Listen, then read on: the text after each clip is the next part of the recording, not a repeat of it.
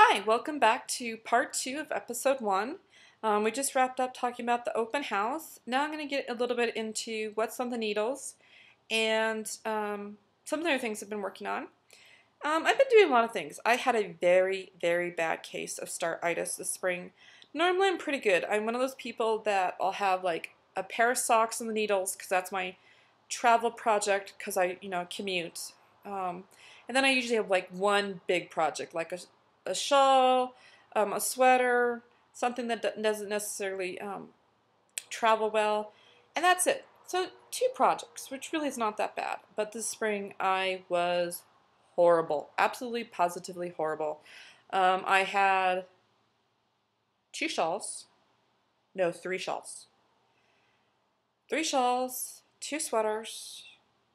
I can't even remember how many pairs of socks on my needles. Part of it was just my mental state. I just couldn't get really settled into things. I had started a bunch of stuff that was just more complicated than at the time my brain could handle. So I ended up setting them off to the side. It took me a while, but I finally finished them. One of the things I finished was the Midnight Lace Stole by Sylvia Harding out of the Alternate Fibers book by Shannon Oki.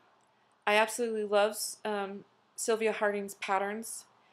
Unfortunately, the copy editor or the test editor of Alternate Fibers should have been shot. The pattern was just riddled with errors.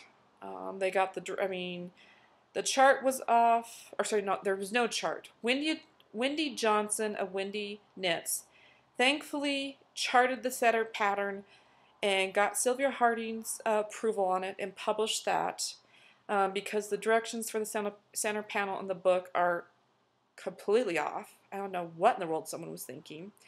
And then they inverted the directions for the right with the left. Yeah, it was an absolute mess. Thank goodness Sylvia Harding put up very detailed directions on the Ravelry page for the Midnight Lace Stole and said exactly what was wrong, how to correct it, and put the correct directions up.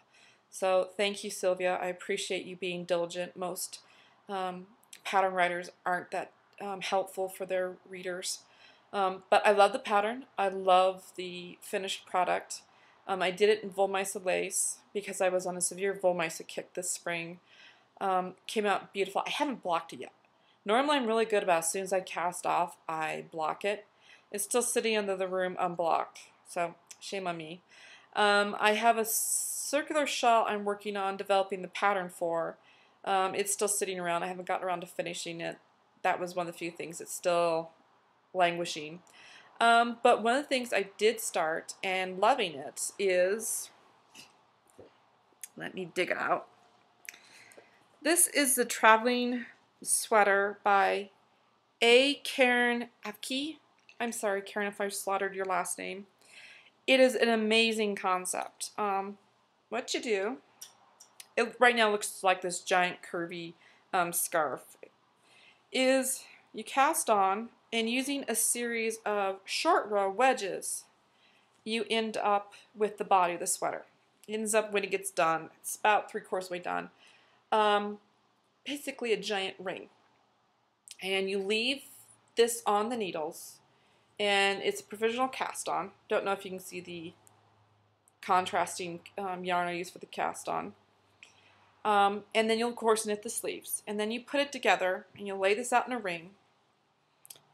Thank goodness Karen put really detailed instructions on her website how to put this together. You'll make it into a ring. You'll put the 2 sleeves in the middle of the ring, and you do 3-needle bind off to tie the body together and the sleeve, so you'll have a single seam straight down the back of the sweater, and then you very carefully seam the rest of the sleeves to the inside ring. It's very amazing. It's supposed to be one of those knits that flatters a wide variety of figures and sizes, and also you can wear it a variety of ways. There was one gal on Ravelry. She had it wrapped around and wore it with a wide belt, and it looked so contour and so classy and elegant. I loved it. I don't think I could pull out that look. I'm not that type. I'm kind of the bohemian hippie.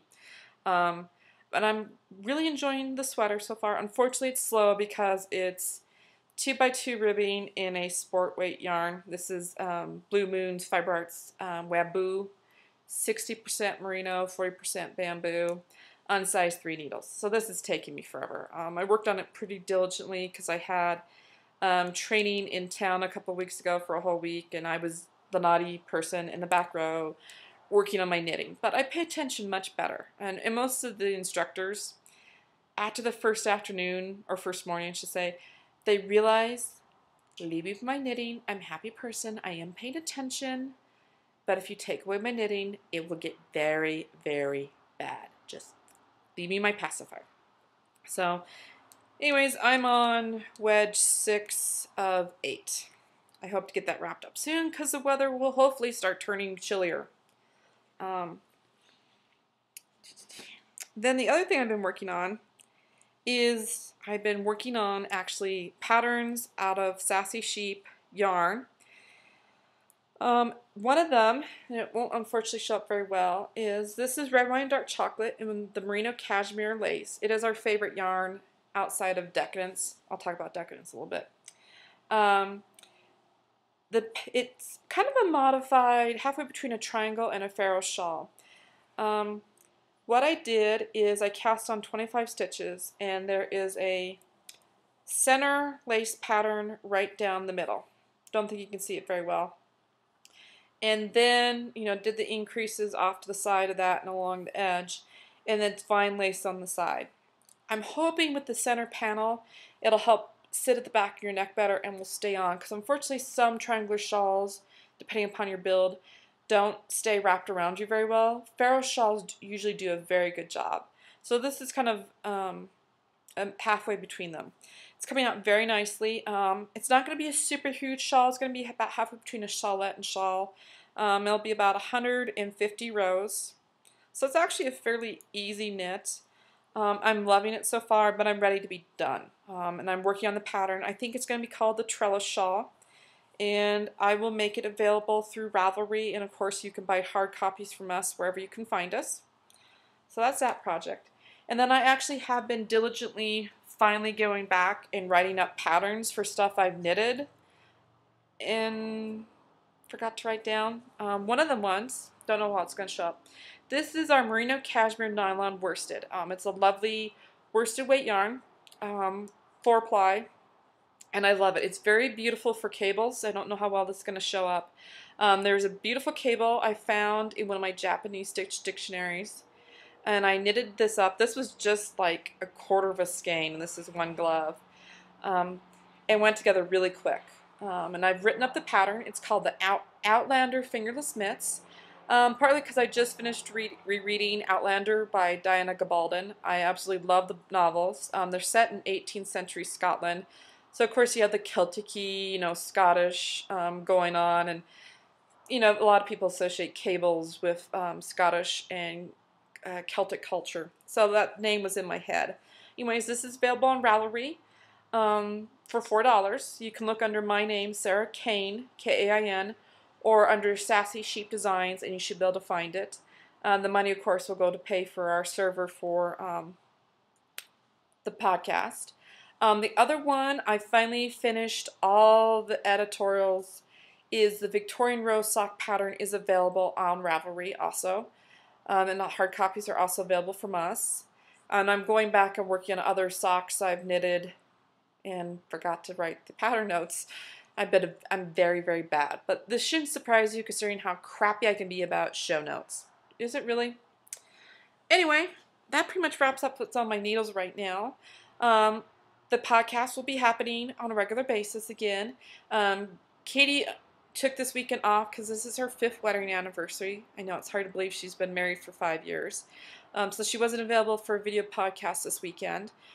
She knows we're going to do this, and she's a little scared about being in front of the camera, but at the same time a little excited because it'll make it easier to show off some of the techniques for spinning. She's really jumped into spinning with beads, and she's hoping to be able to develop that into a class to teach next year, either at Snake River, or I'm encouraging her to get into teaching at different fiber fairs.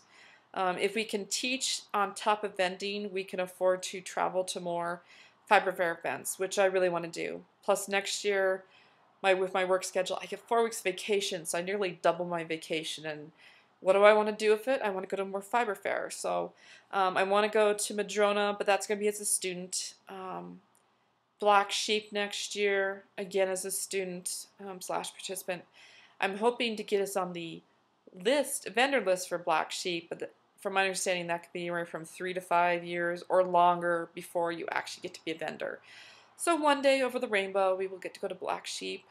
I didn't get to go to Sock Summit this year. No, not because of the horrible woe is me server crash. Just because things didn't work out. I was trying to sell my house this year, so I wasn't sure if I'd be able to afford to go. It just didn't work out. But I know a lot of people that went had an absolute blast. Go you. I enjoy listening to all the wonderful things they got to do. And I really will make a point of going in 2013 if they offer it again. Anyway, I think that pretty much wraps us up for this episode. Thanks for joining me. Thanks for being patient and sticking with us through this all. And we'll see you again soon. Thanks so much.